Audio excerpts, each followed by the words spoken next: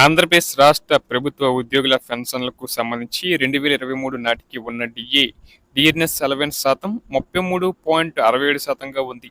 ఈ డిఏ కొత్త పిఆర్సీ షిప్మెంట్లో భాగంగా విలీనం చేయబడుతుంది. ప్రస్తుతం 12వ పిఆర్సీ అమలుకు సంబంధించి ముఖ్యమైన అప్డేట్లను చూస్తున్నట్లయితే 2023 జూలై 1 నుంచి 12వ పిఆర్సీ అమల్లోకి రావాల్సి ఉన్నప్పటికీ పలు కారణాల వల్ల ఇది ఇంకా ఆలస్యం అవుతూనే ఉంది. అయితే 12వ పిఆర్సీ ఎప్పుడు అమలు చేసినా 2023 జూలై నాటికి ఉన్న డిఏ శాతాన్ని కొత్త బేసిక్ పేలో విలీనం చేస్తారండి.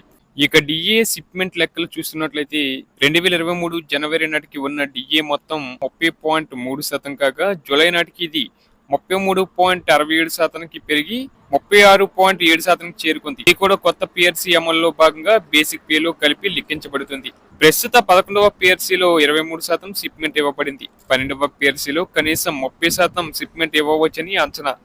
అలాగే ఉదాహరణకు ఒక ఉద్యోగి ప్రస్తుత బేసిక్ పే వచ్చేసి 40,000 అని తీసుకుంటే కొత్త బేసిక్ 40,000 ఇంటూ 63.67% అంటే పెరుగుదల 25,000 వరకు ఉంటుంది. ఇక మొత్తం జీతం 40,000 ప్లస్ 25,000 అంటే 65,000 అనమాట. 2024 జనవరి జూలై డిఏలు అలాగే 2025 జనవరి డిఏ ఇంకా పెండింగ్ లో ఉన్నాయి. 12వ పిఆర్సీ అమలుకు మరింత ఆలస్యం అయితే వీటి చెల్లింపు కూడా మరింత జాప్యం కావచ్చు. ప్రతి ప్రభుత్వ ఉద్యోగి 12వ పిఆర్సీ పే స్కేల్స్ త్వరగా అమలు అవ్వాలని ఆశిస్తున్నారు.